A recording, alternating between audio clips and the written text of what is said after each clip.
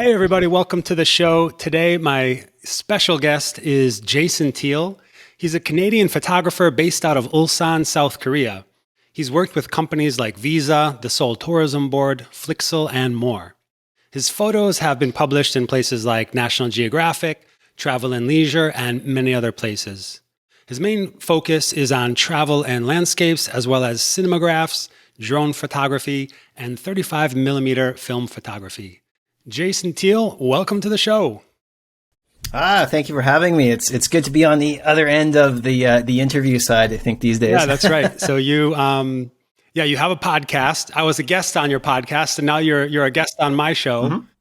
Mm-hmm. We go way back. I already know all about you, but just to kind of introduce you to everybody, can you kind of share your journey of how you moved from Canada to South Korea? Before we talk photography, how did you get into moving to Korea? Well, both of those things actually link back to like one person, which was Dave Harvey. And basically what happened was I was finishing up my thesis, and one of the many gifts that the Canadian government gave me was the not classifying my thesis work as actually attending university. So they said, okay, your grace period for student loans is now over. And basically what happened was that I was trying to find a job or something, and I contacted my friend Dave, and I said, well, I've got Canada student loans breathing down the back of my neck. What do I do? He said, well, come to Korea.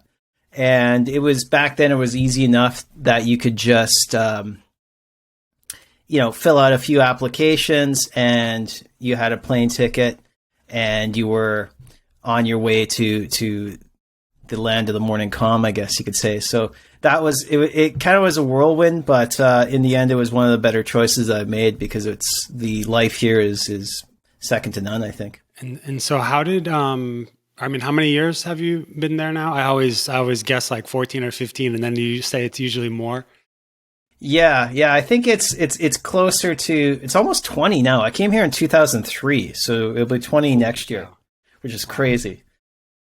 So, Dave, you mentioned Dave, he was the person who also got you into photography. So tell us a little bit about like how you started, what got you into photography and how long ago that was. Well, yeah. Well, it's as everyone, there's that common story of basically, if you read every photographer's bio, they'll have this story linking back to a family heirloom camera, discovering it in a chest, like, Luke Skywalker's lightsaber. But what for me, it started a little bit back at university.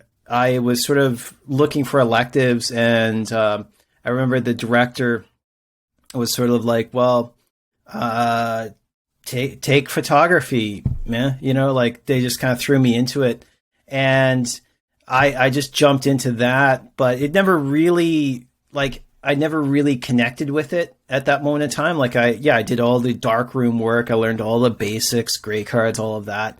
And then when I came to Korea, at Dave's suggestion, Dave was an amazing photographer already. Like, even back in university, he was a sports photographer. He was taking pictures of the ice racing on the lake, which that is a thing. And then when he came to Korea, he was getting these amazing photos. So just by being around him and another friend, Bennett Ho, that photography bug bit. And I remember actually sitting in a cafe in Haeundae Beach, and I said to Dave, I was like, man, I wish there was a digital version of a SLR camera. I think that would be great. And that's how long ago that was. That was before these things were a thing. So he's like, yeah, they have them. That lady's got one. And I think the week after, we went to Nampodong, which is kind of the camera district, or used to be. And yeah, I used one of my paychecks to pick up my first DSLR, which was the Canon 300D. And after that, it was just, history. And that's how basically I got into it. He helped me actually even get my first website up and going. And then that got me a few kind of interesting jobs around the city, especially with soccer photography. So yeah, that was basically it. Hearing you talk about the places in Korea, like or in Busan, like Nampodong and Haeundae, bring back a lot of memories. So for those people who don't know, I lived in Korea for 10 years, actually almost 11 years. That's how Jason and I met each other. We were both in the Busan Light Stalkers photography club and just kind of local photographers. We were on Flickr at that time. And so, yeah, hearing you mention those places brings back some good memories. So how did you, from there, once you got into photography, you started, as a kind of hobby photographer, then you started picking up jobs and stuff or getting published and all that. What was the progression for you as a foreigner living in Korea to be able to get published and do all that? Like what kind of steps did you take or how did you go about doing that? There might be other people who are expats living abroad, living in a foreign country and wondering like, oh, how can I kind of, make a name for myself abroad as opposed to your home country? Mm-mm. Well, I think it's changed a lot. Like, as I said, like back then, like, going back 20 years, there were not a lot of foreigners doing photography back then. So once I had like sort of like the websites up and running, like my first actual real job was with the K-League, where actually it was one of the major soccer federations in Asia, I think the Champions League or something like that. And so they were just needing someone who could speak English because they were based out of Hong Kong. And they went through a list of people and I think they emailed, and one of the places was here in Ulsan. So I was horribly under equipped, but I grabbed my 70-200 and I went out and I shot the first game, having no idea how to shoot professional sports, especially with like, such a short lens. Like, you got these guys with like a $10,000, 400 mil, lens on the end of their camera. And there's me kind of like wandering back and forth with this, tiny lens compared to them. So that was the biggest thing, was just being out and being visible and sharing your work. Now, because of Instagram, because everybody's a photographer and there's such a wide range of different personalities and different things that people want, I think the biggest thing is just to share your work, but do so in a very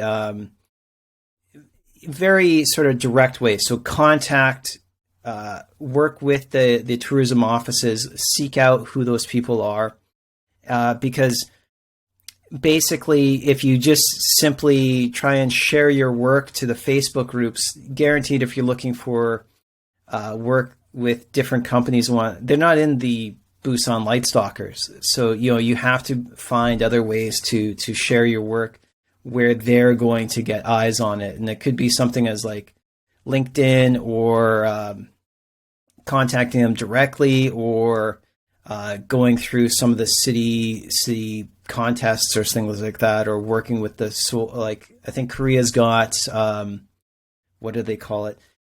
Basically the tourism office has a group of like explorers, and working with them will get you the contacts that you need to get in with the different cities and stuff like that. So like it's changed. Like in the time that I've been here, it went from having a website to having a blog to being on YouTube to TikTok now, I guess you could say. Like, so you got to keep up with the times. I think that's, for pretty much everything nowadays. It's, what got you there in the first place isn't necessarily going to work in 2, 3, 5 years down the road.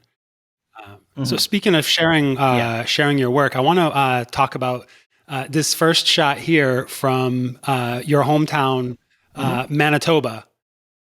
Actually, forgive me Yeah. for not knowing my Canadian geography. Is Manitoba? Manitoba is a city, or is it? It's not a province. Province is. Uh, It's a oh, it province. is. Yeah. Dang. Okay.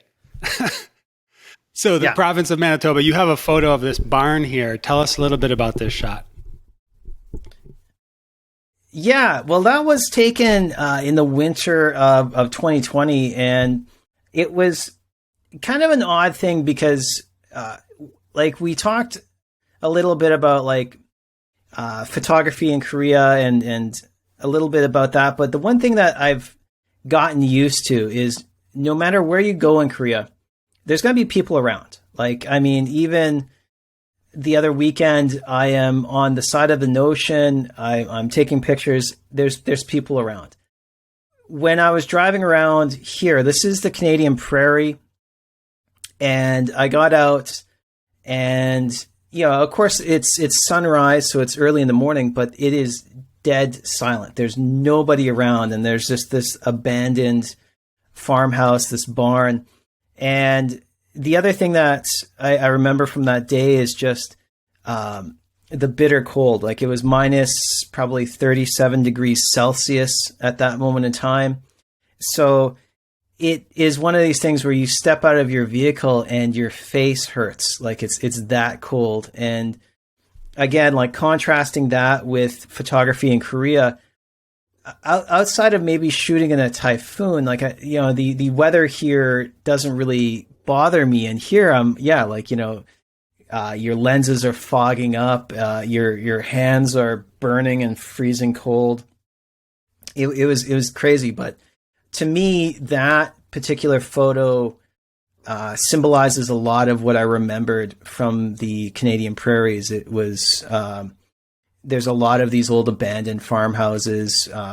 Obviously further down the road, maybe there's a little bit more modern farming installations, but every now and again you'll come across these shots, and it was just an interesting spot that I sort of found, and then you're just out in the middle of nowhere, which is also kind of cool. It's funny how when you travel or change location, like, also your style of photography changes, because like you said, in Korea, like, I was always shooting a bunch of, like, buildings because there's just so many, it's so dense, and we're going to talk about that a little later.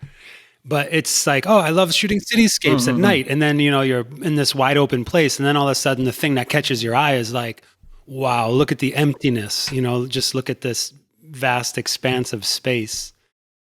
So it's interesting to see how that changes. Well, that's actually a good point that you bring that up, because, like, one of the things I really battled with, like, looking back through my body of work, you don't see a lot of the shots from my hometown, simply because when I would come back, I was a little bit uninspired, to be honest. Like, it was, you're there with family, but the idea of just shooting a empty field, because, like, where I'm from, there is a city, but outside of that city, there's nothing.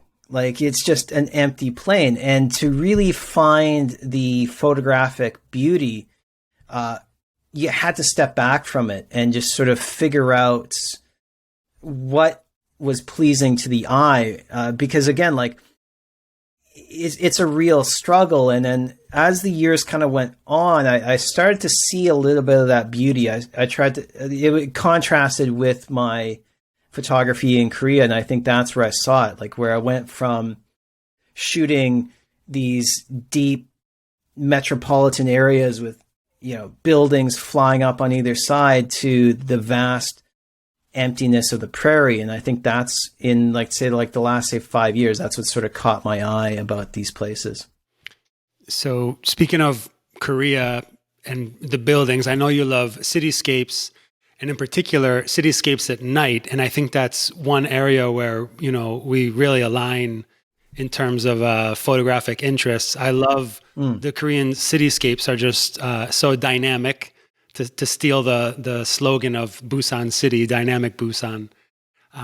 Let's take a look at your shot here, Ulsan cityscapes. Now, this is where you're living now. which is such a drastic Yeah. change. I mean, you're going from like one of the least densely populated places on Earth to one of the most densely populated. I love what I like about this photo is the cars that are parked in front. They're just in the lower right. I didn't even notice that before, but there's just so many freaking cars right in front of all the buildings. So what do you like about Korean cityscapes? What is it that catches your eye when photographing them? Well, a lot of it is just, for me, I look at I look at the cityscapes as a I don't know. This links back to, I think, like I took a course in university and was like it was one of those like weird ones later on, and it was like the human impacts on the geographic landscape or something like that. But when I look at a cityscape, I see a pattern of people. Like it's when you are above, especially, or when I'm looking out my window, I see these shapes. I see the lines and the details. So it's like this like 3D grid. And for me, especially with shots like that, like it really is sort of like when I shoot Ulsan and whatnot, it's this weird pattern. And I think Busan also has this kind of cool thing where you have the natural mountains and then you have like the buildings squished in between. And with the shots of Ulsan, typically I've got the Taewharu River cutting through, you've got the mountains in the background, and then this like gridlock of human impact is mushed in there. And to me, like, you combine that, say, with a natural sunset, the color of the night, and then all of the digital chaos. So I think it's that intersection between chaos and the natural serenity, not to sound too woo-woo, but like it's that mix. And I think it's different from when you go to Canada or places like that, where a city's a city and that's it. Or at least in my mind. So Vancouver's a little different.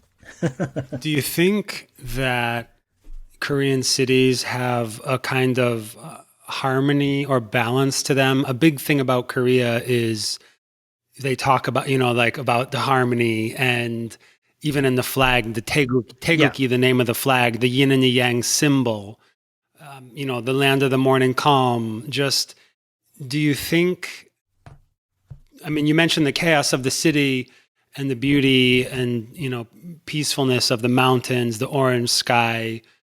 Do you feel a balance between them? Is there anything you're trying to say about that, or am I just reading into it too much? No, well, I think there is a balance. Like, one of the things, like, you'll notice, I forget what the percentage is, but I read somewhere that Ulsan is, or not Ulsan, but Korea is about 80% mountainous regions. But there's an extremely high population here, which means that there has to be some sort of balance, because you're basically building cities in the mountain valleys. And I haven't seen too many of the Korean cities on top of the mountains yet. But basically there has to be some sort of a balance. And what I really enjoy, like especially where I'm living now, when I look out the window, is you see that sort of balance. You see where the city kind of folds around the mountains and whatnot. And I think, like, when you're photographing a cityscape, you're not just recording the scene. It's not just like, okay, that's a city. You're recording sort of what's unique about it. And so that's one of those things where if you go to Tokyo or New York or Shanghai or anywhere, you can immediately see, that's Seoul. That's, there's the tower, there's the city around it.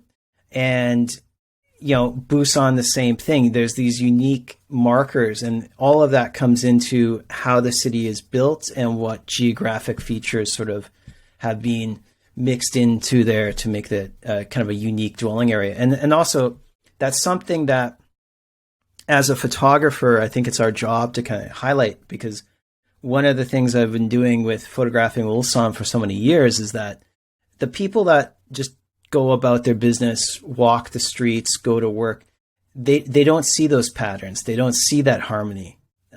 It's almost like they've got blinders on.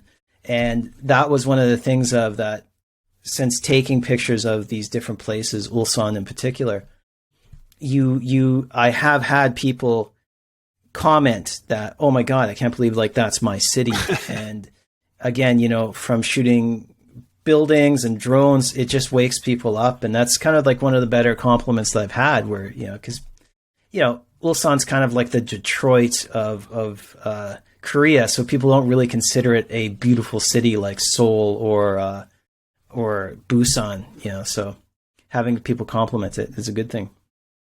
I think you hit the nail on the head with the way the cities in Korea, they kind of fill the valleys and the cracks and crevices between the mountains. Whereas a place like Hong Kong, the buildings rise up the side of the mountains. But I think in Korea, it's almost like they have some law, like, once you get beyond, a certain incline or something, that high up, they just immediately stop building. So it's really weird, because you can be in a city in Busan, which has as many people as Los Angeles. It's about 3 million people, but it's not nearly as spread out. And you just hike out your back door, and within 20 minutes, you're like on a mountain trail in the wilderness. Granted, there's a bunch of other people up there, but I think. Yeah, there'll be a line of people. and I think also what you said about people not realizing their own city, I think that's the thing, is when you see it every day, when you grow up there, it's maybe harder to find it. Just like you said, when you were in Manitoba, it was kind of hard for you to find like, what is the unique thing about this, or what's interesting about this for me. So I also think, as from a foreigner's or expat, perspective, I'm looking at your photo of the new Harbor Bridge, I think it's called. I think they changed the name, in Busan. Yep. Another great shot. Just all the buildings and the little houses going up the side of the hill and stuff. Love this shot. Mm-hmm. And let's pull up Ulsan, one more nightscape. You have a photo here, Taewharu. What is Taewharu? Taewharu, yep. Basically, now this is going to date me, because this is kind of funny. That shot there is there's a lot of history there, but basically when I first came, that was like this like really weird pagoda like wedding hall, and it was like, I think it was like defunct by the time I got here in 2003. So it just sat there decaying for a decade. And then I think in partnership with the S-Oil, which is one of the large petrochemical companies, they flattened it out, and then they rebuilt one of the old pavilions that used to be there. And what I like about this whole area, and this is something that I don't think is unique to Ulsan, but I think it's something that I do believe the city takes a great pride in.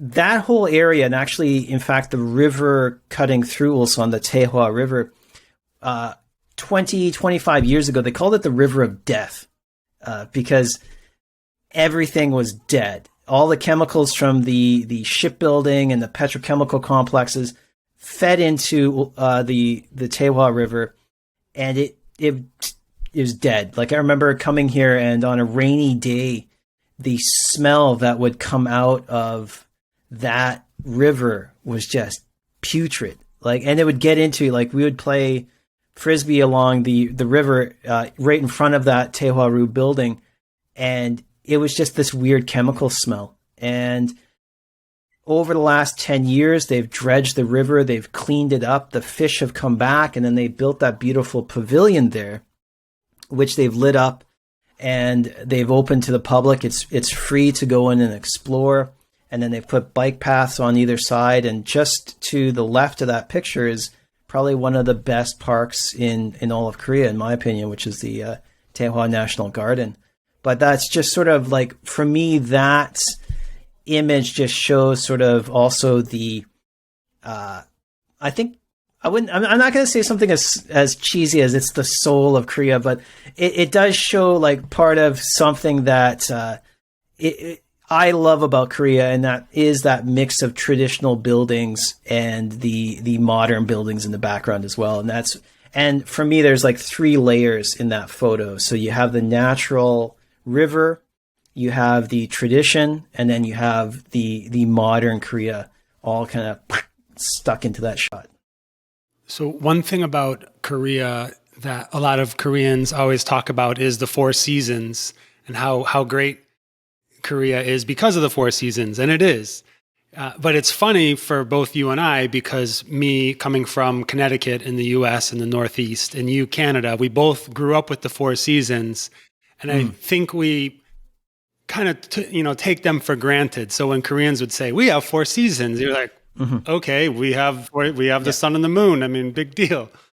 But for me, yeah, exactly. For me, after having lived in like the tropical climates, for example, in Malaysia, I really missed the 4 seasons. And then a lot of the photographers in Southeast Asia, they're dreaming about going up to Korea or Japan to photograph the winter, to photograph the snow, to photograph the foliage, the leaves changing, to photograph the cherry blossoms.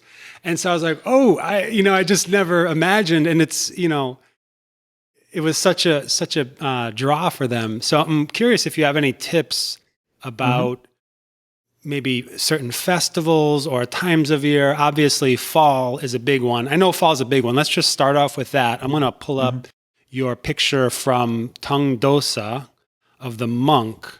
I love this shot. Just the leaves, just all the colors. And I can imagine you were waiting for a monk to kind of walk across there.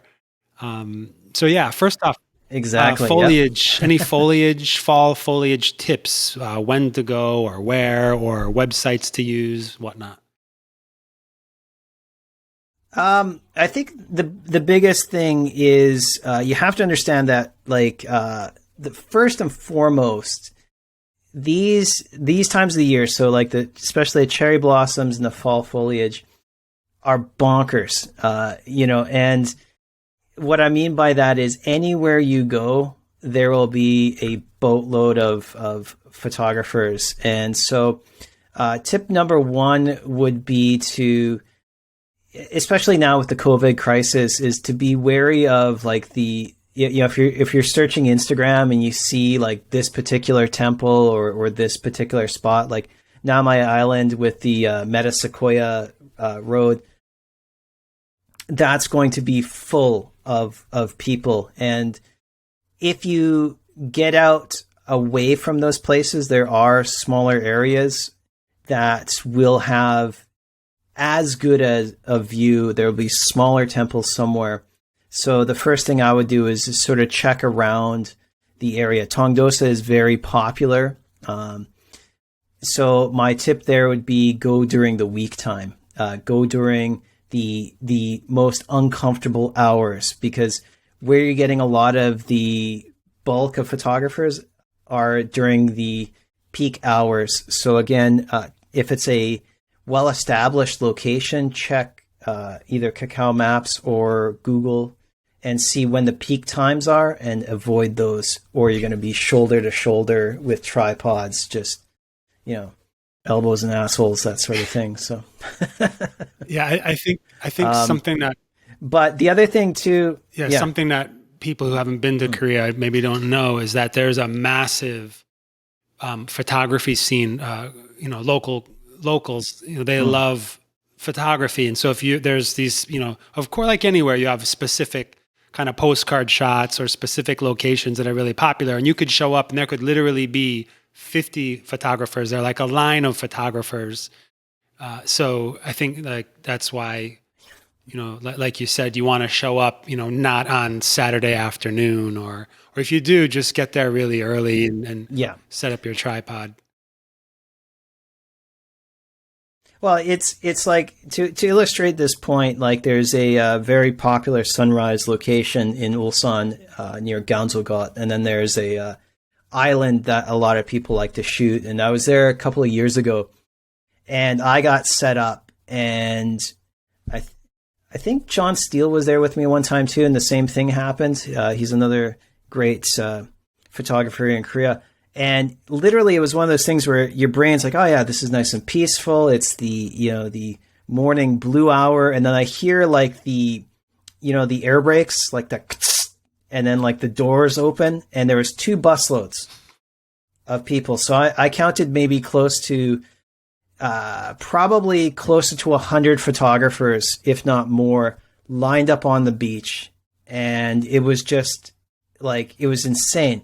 And that's sort of what happens when you go to these popular spots. So, first of the year, Gansulgot or Homigot, which is the big hand in Korea, up near Pohang, it's just shoulder to shoulder. So when you go outside the peak times, that's when you're not going to encounter as many people. So for fall foliage, go during the week time, go during the morning.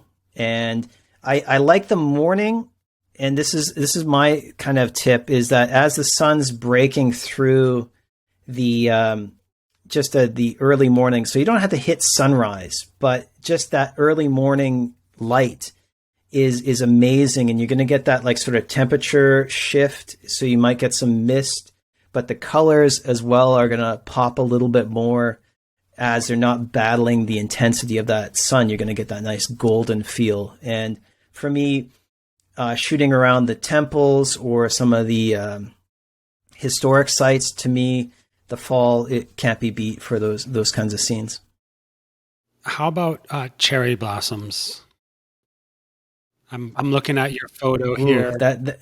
In Ulsan, no less. It looks like it could be Fukuoka or something. A mom and her child crossing. Love the photo. Great moment.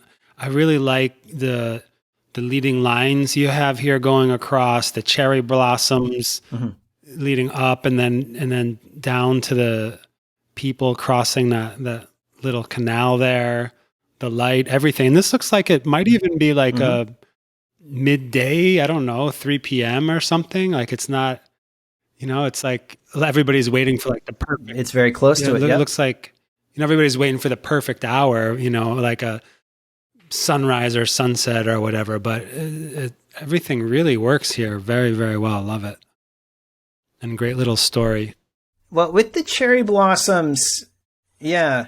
Those are the trickiest thing. I would say that they're like, I know that it sort of sounds like a little bit foofy, like cherry blossoms, but they are fickle because you only really have a small window to shoot them when they're in full bloom like that. And when you talk about the 4 seasons of Korea, with the climate change, those windows are shortening. And especially I've noticed with the spring season, you're getting like maybe a week, and it's really tough to sort of pick and choose. And then one of the things I find with shooting cherry blossoms is the later morning to mid-afternoon, I find is almost better to shoot the cherry blossoms, unless you're going for that, like, I don't know, old temple mystique or something like that. The reason being is that the contrasty, the bright blue sky, you want that sort of pastel color. You want that sort of non-contrasty, almost anime kind of feel to it. And with that place, which is the Mugochan, believe it or not, that's cutting straight through the city. There's apartments on either side of that. And the tip I have here was that I saw people crossing the pathway there, that little stone bridge you can see. And I was really trying to figure out how I can incorporate that element and also bring in the sense of cherry blossoms. And it was a lesson that I was doing a workshop. The Seoul Tourism Board brought me up to Seoul, and we did a workshop, like I was a participant, with National Geographic photographer David Gutenfelder. And one of the things he showed me was how to incorporate the human element into a landscape shot to give that sort of touch of like humanity and something relatable. And I never forgot that. And so in that shot, when I saw people coming across, I kind of ran up the side. You can see that embankment in the shot. I kind of ran across, and there was like a little footbridge above it.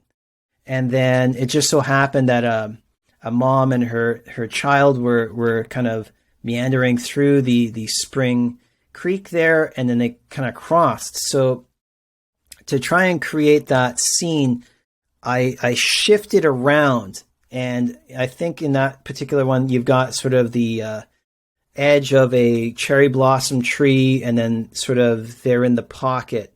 And again, like I just shot consecutively until I found like a moment where the kid's sort of pulling the mom or something like that. And that, to me, that was the shot. But again, like I keep going back to this. I've talked to a lot of new photographers who want to just record the scene, when they see something, done. But what this is, you've got to fight to sort of make that story. You've got to think about what you want to do and kind of lie and wait and set it up so that you can effectively communicate. And sometimes it's going to work like that one did. I got lucky. Sometimes you could wait there for 20, 30 minutes just waiting for that particular shot, and then only to have someone step in front of you and take their cell phone and ruin the whole thing. So it's a hit and a miss at times, but that's exactly kind of the thinking behind that shot. So you framed the shot, you pre-visualized it, waited for somebody to cross it, you framed it, and then took the shot. Yeah. Excellent. Love that shot. Really great story. I also like to include people in my photos. I really think it helps to tell a story. Like you said, it personalizes it. It can kind of add emotion. It could add like a feeling to a photo more than just the, what you see as the landscape or cityscape. Yeah, I used to hate it though. Like that was the thing. Like if someone came into the frame, I was like, oh God, get out of there, And of course in Korea, like this is a common thing where, like you could be on the side of a mountaintop and then, someone will pop up out of the bush. And it wasn't until that moment where I sort of talked with David Gutenfelder about like sort of, he showed me basically what these elements bring. And I think adding a touch, especially with cityscapes or like scenes like that, it just adds that sort of hint of relatability, like, and also perspective as well. You can sort of see the depth rather than just another shot of pretty flowers, I guess. I realize now as we're talking that we could do 1 hour or more just on, the best times of year, locations and events and all that. But just for the sake of time, since we don't have a whole lot of time left, I want to let people know that you have an amazing podcast that you now have, last time I checked, 51 episodes. You're in season 3. I love your podcast because it's a kind of mix. You have a different kind of format, for the episodes. Like one episode, you're doing an interview, you're interviewing photographers in Korea. Another one, you're talking about the creative process or just, your own thoughts on photography or giving tips. And then you're also talking about giving location info and events and stuff like that, like we just did. And so first, I want to let people know you definitely have to, if you're going to go to Korea or if you're already in Korea, you should definitely listen to Jason's podcast. There's tons of super helpful information. Nobody knows it better than him. And there are a few episodes that you have around events and seasons. I know you have one about fall foliage. You have another one about, can't remember the name, Gangneung, or your favorite place to shoot. So can you tell me a little bit about your podcast? How did you get started with that? And do you have any episode in particular that you'd like to point people to? Oh, excellent. Well, it started just because I was really kind of struggling to find a way to sort of connect with my, I guess, my audience. And I've had a blog for a number of years, and that, you know, in the last couple of years, it was just painful to get out a post and really put you know, some words on the screen. And yeah, as I've often said in a lot of interviews, I'm the type of person that like ends up ranting in their car a lot, like, you know, like just by yourself. I know that sounds crazy, but so when I saw some friends that started up a local podcast here, I thought, well, you know, I'll give it a shot. You know, I have the equipment, I've got the microphone and the webcam and stuff like that. So I found a very easy entry point that was cost effective. And then when I just sat down, you know, just sitting at the computer doing the same ranting, I think that really started something. And then the sort of the format, I could sit and blather on into this microphone about God knows what, and that may connect with some people. But I wanted to say, like, open it up.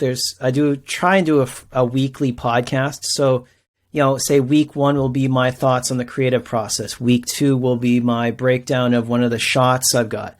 Week 3 will be a location. Week 4 will be an interview. And the interviews especially allowed me to connect with people that I haven't talked to in a long time, but also to connect with people that may not share the same perspective as me, especially on different photographic stuff. And so I think ones that came to mind, you were the first one on mine, and that was great. I think a lot of people, you're probably one of the top downloaded ones, I think, next to Noah Alonso, which was another interesting episode because like Noah is big into the NFT realm, and he's quite a well, he's really quite reserved, but like his art just speaks for itself, I think, is the main thing. So that was cool. And then JT White was another one that is kind of an interesting story. I was sort of mouthing off about street photography, and he sort of chirped back on Twitter. And I said, well, you know, why don't you come on to the podcast and we can sort of chat about sort of, I wouldn't say it was like a tit for tat, but like, you know, a lot of the street photographers really hate, say, landscape or HDR photography. That's kind of what I do. And I think, you know, at that moment in time, I thought, you know, taking a picture of a stop sign or something is not really conducive to good art, but each to his own. And we sort of had a really good discussion about that and photography in Korea. And it was good to sort of make that connection and see sort of that understanding. And actually, JT is an amazing guy that I've, you know, I don't think I heard of him, but I didn't realize how much of an impact he had because he's actually quite a prolific photographer and he's done a lot of stuff with Leica and Lightroom and whatnot. So that's one to check out. How about Korean photographers? Can you recommend any Korean photographers to follow on Instagram or who do you like to follow?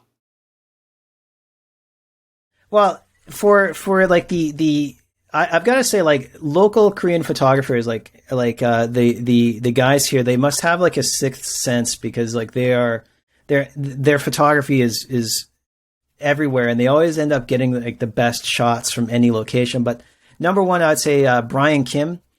He's probably one of the more active photographers I've noticed. He's got his own YouTube channel. He posts like daily everywhere.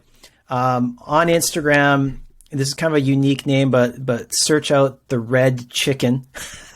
And that guy, he's a Korean photographer, but he's I think what's his name? I'm drawing a blank on his name. So Young Kyun. So Young Kyun. And his shots are just blow you out of the water.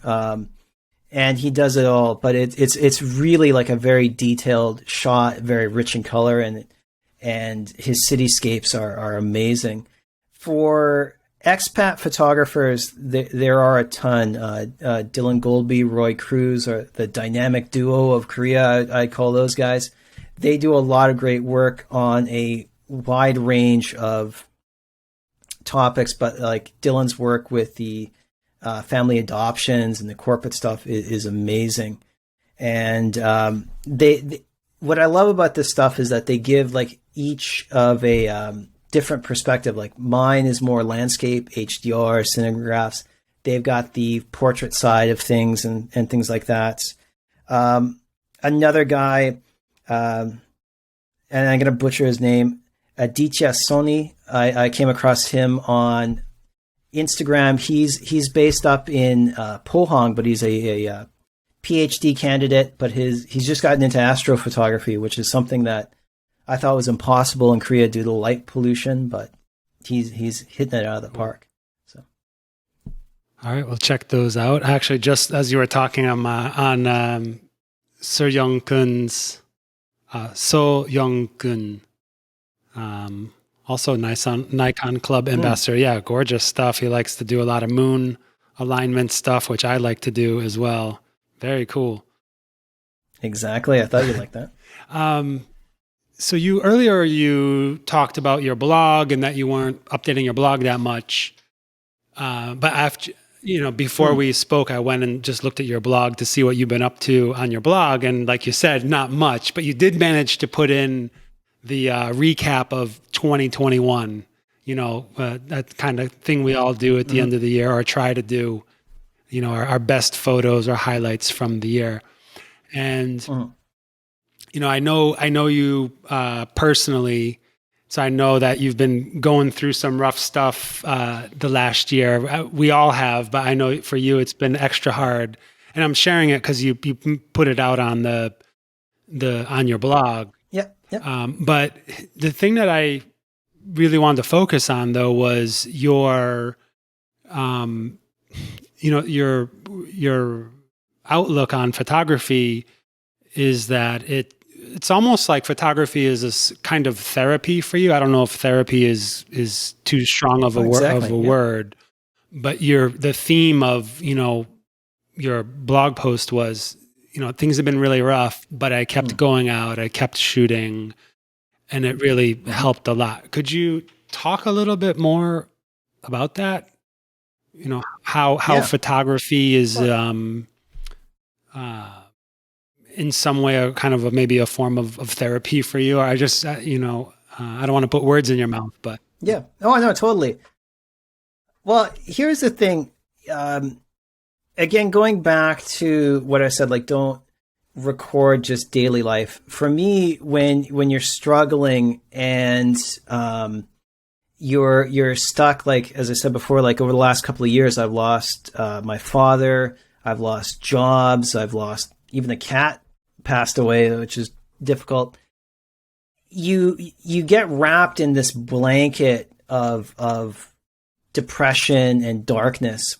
And what I find with photography, especially what I find landscape photography, is you're on a quest to find the beauty. You're going from the dark looking for the light.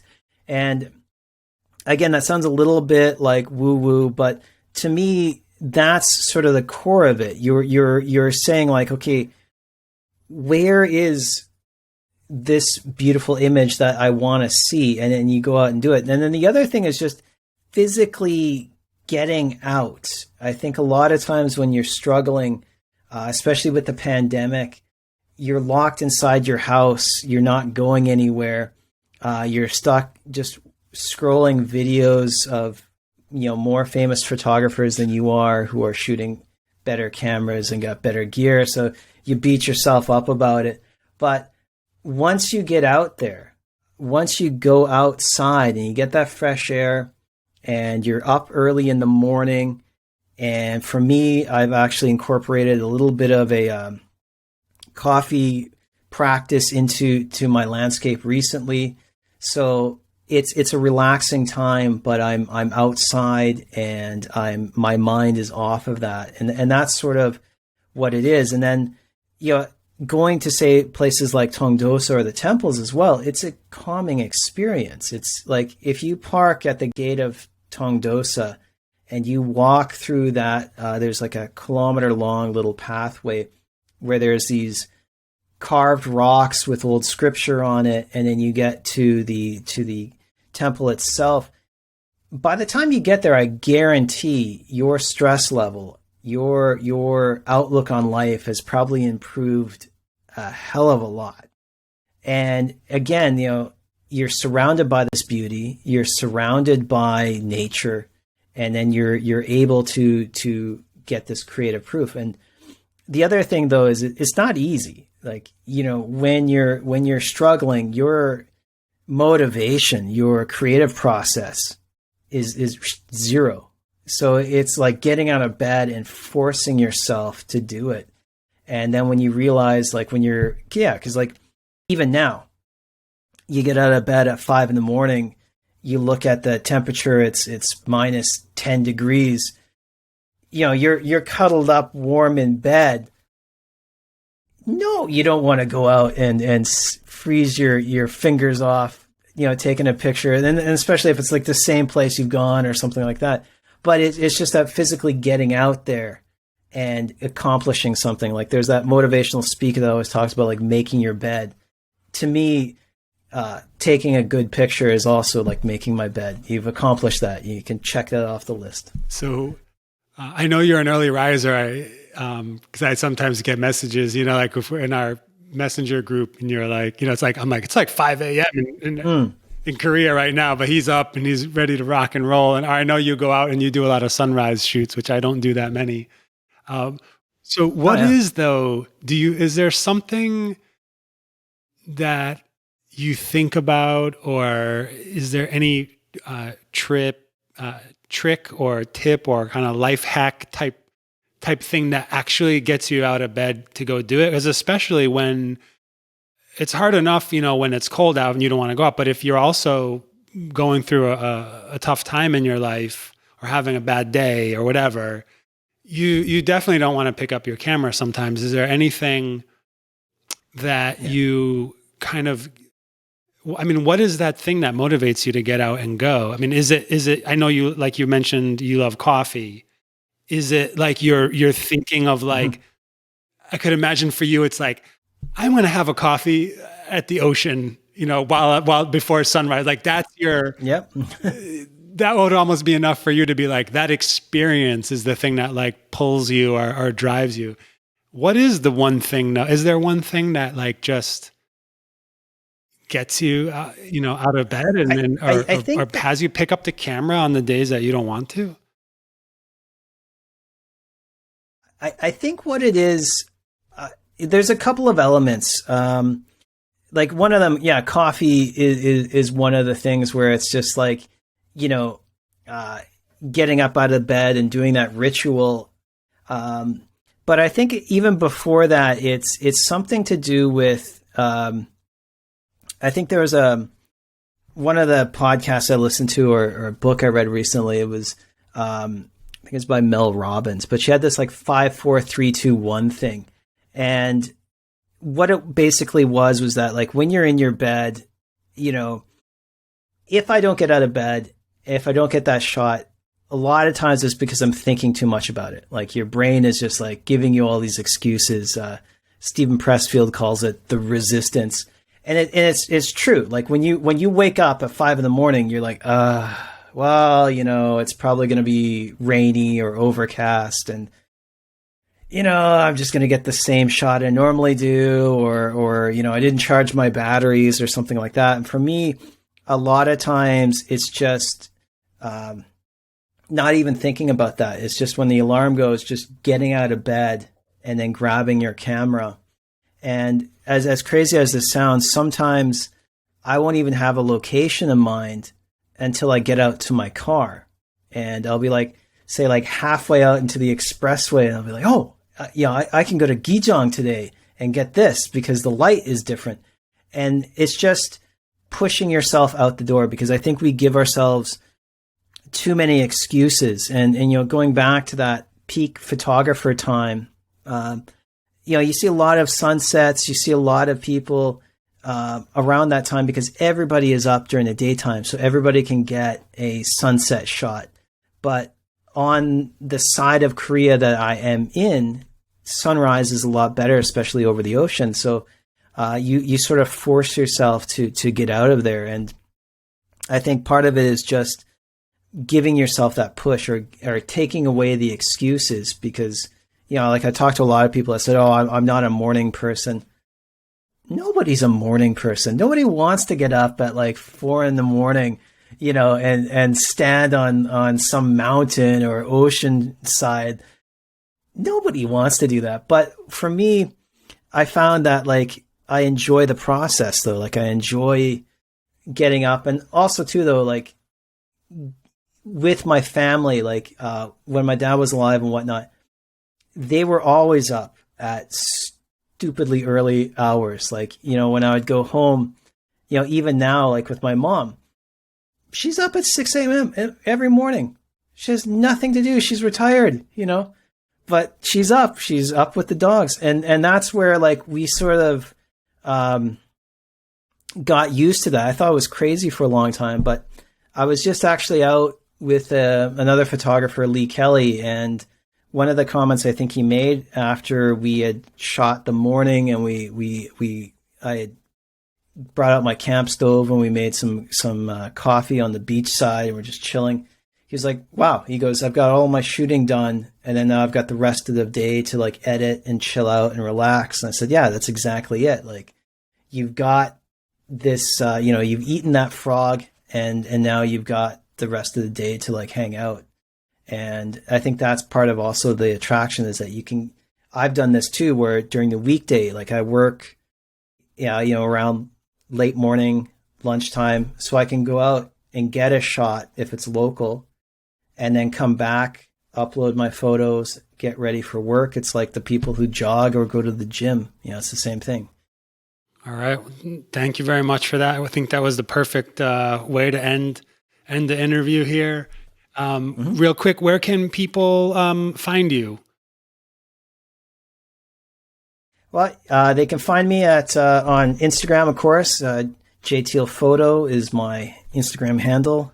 And, of course, the Sajin, Sajin podcast, which is on any of your top podcast providers. So Spotify, Apple Podcasts, you name it, it's all there. So they can just give a search. And your website, www.jasonteale.com, right? Has everything, links to all that stuff. Also, your blog has a ton of information, exactly. Where are the best camera shops in Korea and all that. You guys have to check out Jason Teale's website, his podcast, his amazing photos on Instagram.